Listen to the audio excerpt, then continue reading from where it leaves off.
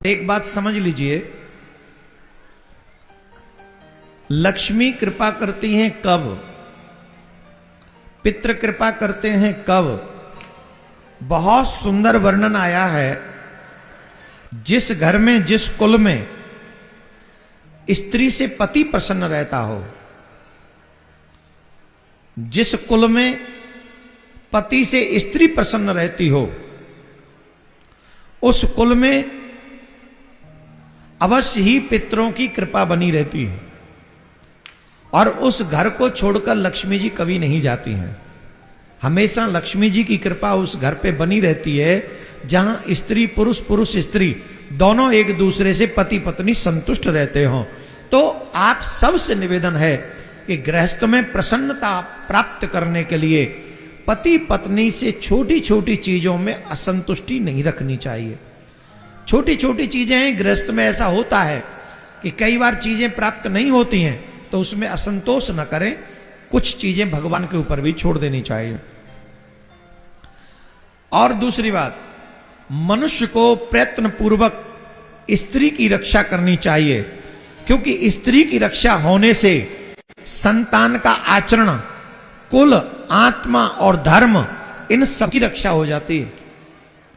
जहां स्त्री की रक्षा होती है वहां आने वाली संतति के लक्षण, गुण, धर्म, इन सब की रक्षा होती है। तो एनी हाउ हमें अपने घर की देवियों का मान सम्मान उसको बचा के रखना चाहिए। एक और बात, जो माता पिता ये सोचते हैं कि मेरा बच्चा जो भी करे वो करने दो, ये गलत है। जो भी करे वो बच्चे को नहीं करने देना चाहिए। पूछिए क्यों? बच्चा अच्छा करे या बुरा करे, उसका 10वां भाग पिता को प्राप्त होता है। समझ रहे हो कि नहीं समझ रहे हो? बच्चा अच्छा करे या बुरा करे, उसका 10वां भाग पिता को भोगना पड़ता है। पिता को लगता है प्रजा जो पाप करती है, ये जो आजकल कुछ नहीं, जो सब कुछ करवा रहे हैं, प्रजा से जो भी पाप बनता है उसका 6वां अंश राजा को भोगना पड़ता है। इसलिए राजा को प्रयत्न पूर्वक प्रजा को धर्मात्मा बनाना चाहिए।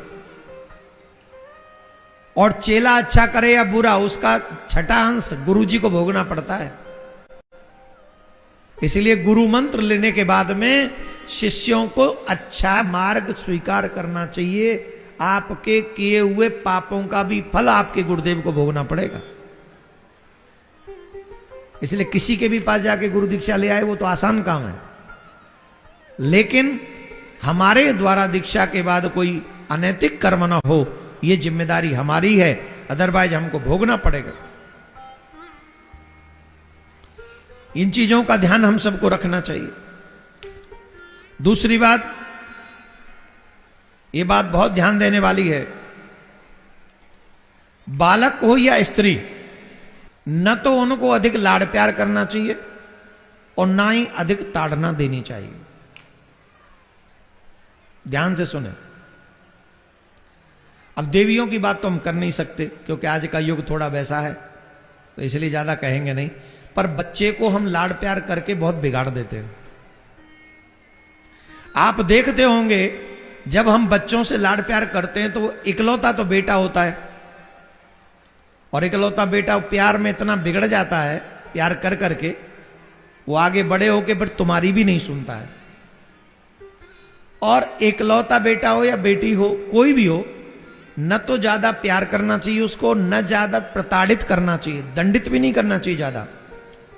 जो बार बार क्रोध करते हैं ये भी ठीक नहीं है, ये भी ज्यादा नहीं करनी चाहिए।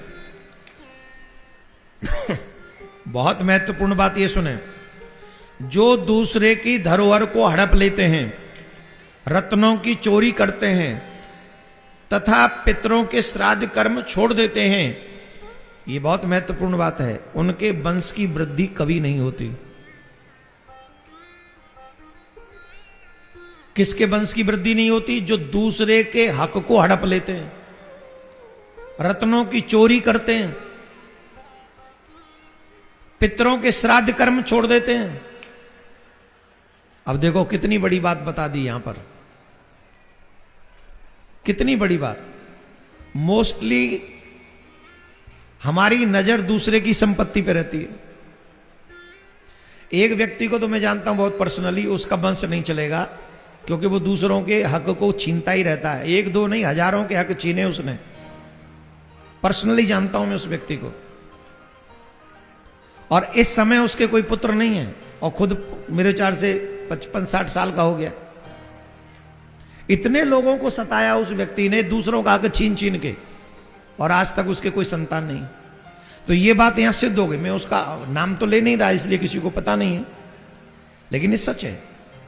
और इस बात को मैं सिद्ध कर रहा हूं, मेरे दिमाग में ये बात ये पढ़ रहा था तभी आ गई कि देखो ये प्रमाण भी है इस बात का। तो जो चाहते हो कि आपका वंश आगे बढ़े, कभी भी दूसरे का हक नहीं खाना चाहिए, कभी भी नहीं। बोलो राधे राधे।